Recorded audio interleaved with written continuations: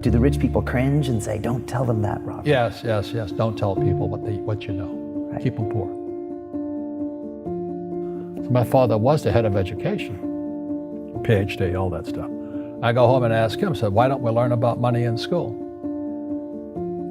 And he looked at me and says, because the government doesn't let us teach that subject. The government tells us what we can teach and what we can't teach. And I thought that was strange. And I said, but aren't we going to school to learn about money? He says, no, your job is to get a job.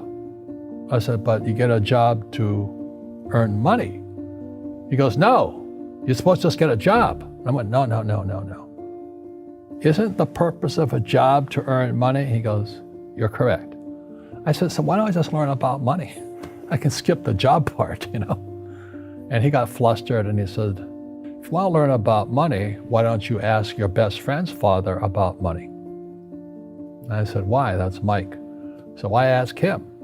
He says, because Mike's father is an entrepreneur. And I said, what are you? He says, I'm an employee. I'm a government employee. I went, oh, what's the difference? He says, the difference is an entrepreneur must know about money, or they're no longer entrepreneurs. And he says an employee doesn't have to know anything about money, because the government will take care of them, the company will take care of them. So I'm all confused.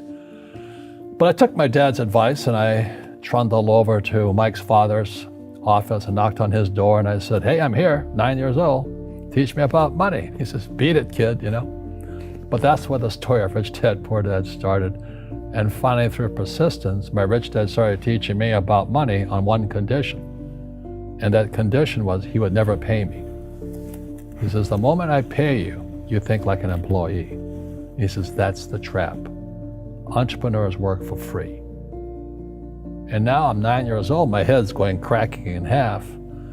He says, you never want a paycheck. You understand that, kid? I said, okay, I got it. And he says, well, how do I make money? He says, that's what entrepreneurs figure out. It's like, so how do I learn about money?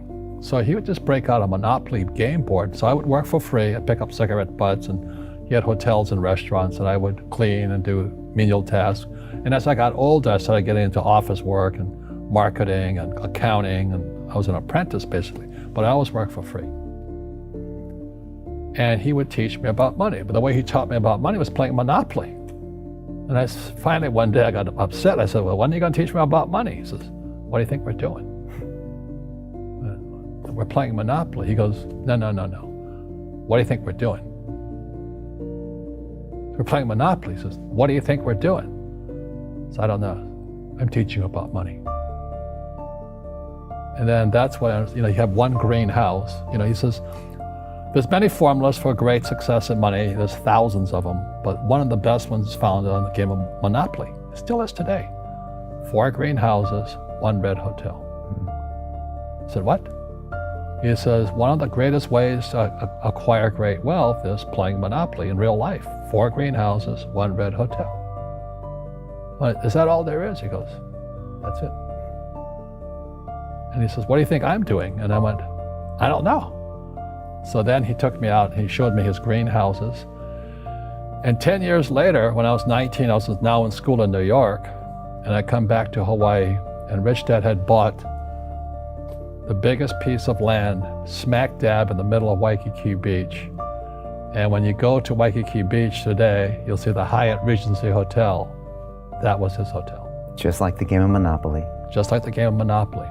Acquired assets and they became bigger assets. He just kept what's called an assemblage, because that property wasn't that big at that time. So he had to buy out all the small guys.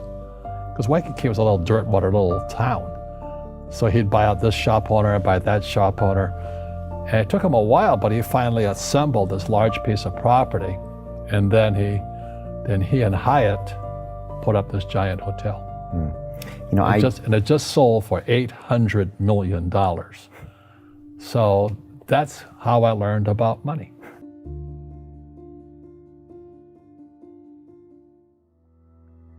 I've had financial crashes. I've had people stab me in the back, but they're all good because I grow from it. That's spirituality. Right. People who are afraid of making mistakes, like they teach in school, they don't ever grow. Because spirituality is there's good and there's bad, there's right and there's wrong, there's up and there's down. Most people only want to be right, they only want to be positive. Well, you can't have that. That's not reality. Well, I wasn't poor by most people's standards, but I came from a family with a poor attitude, if you know what I mean. Because rich, poor, middle class, poverty starts with a fundamental attitude. Poverty is passed on. It's taught in your families. And middle class is taught in families. And so the people right now who are sitting at home, who are struggling financially or worried about money or unhappy, they may be making a lot of money, but unhappy with what they're doing, it was probably taught to you. Your super ego was taught, get a job, work hard, or you'll never be rich, or the rich are evil, or whatever. The school system will never teach you about money. The school system was designed to teach you to be an employee, which is important, or a doctor or a lawyer, a specialist, but never about money. And what most people lack is real business knowledge, like accounting, like debt, like taxes. You got to know that stuff, but they don't teach it in school to anybody. So, and then when people ask me, how did your rich dad learn this when your poor dad, a PhD, didn't? And the answer is very simply, my rich dad, who's my best friend's father, his father died when he was 13. So his rich dad had this family business at 13 to run. So he had to drop out of school, which was his blessing. There's blessings, and sometimes the blessing doesn't look like a blessing, but it turned out to be a blessing. And then his teachers became his bookkeeper, his accountant, his attorney, his banker, his real estate agents. So he has what I call real teachers, not these fake teachers in school. You see, most teachers in school, they're out of ethics. They teach subjects they themselves don't practice. I asked the teacher, I said, I'm in my third year of calculus now. It was called strength of materials. I said, am I ever going to use this stuff? He goes, no. I said, why do you teach it? He says, because I get paid. I said, do you ever use it? He goes, no. And that's why, you have to, in life, one of the things I suggest to people, you got to find a real teacher versus a fake teacher. And a fake teacher is somebody who doesn't do what they teach. And a real teacher is doing what they teach every day. So my accountants, my attorneys, they're in it every single day. That's how I learn, because every day I'm solving problems in my business. So I have accountants and attorneys and bankers and all these people on speed dial because I'm solving problems with my team. I see you giving this knowledge out, and yeah. Do the rich people cringe and say, don't tell them that, Rob? Yes. Don't tell people what you know. Right. Keep them poor. But, unfortunately, the poor, as was in the Bible, I'm not real religious, the poor will always be amongst us because it starts up here. Right, it's that fear mentality. It's in their words, and the words become flesh. Again, I'm not really religious. I flunked out of Sunday school also.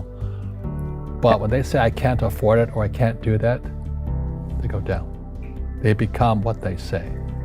My PhD daddy says, what do you think I am, made of money? I can't afford that. And my rich dad would say, that's why he's poor. Poor people say, I can't afford it, I can't do that, I don't have time. Because it's an escape. It's an escape, you know what I mean? It's easy to say, I can't afford it. And your rich dad used to say what instead of, I can't afford it? How can I afford it? How can I do that? What would it take, or why should I do that? He says that a question opens the mind, a statement closes the mind. So when you say, I can't afford it, your mind shuts down and you become what you say. Rugby is a team sport, but so is soccer. The rules are different. And other people are golfers. They play by themselves. And so everybody's different. So my game financially is business, number one. Second is real estate. So what I say to young people is, you find your game.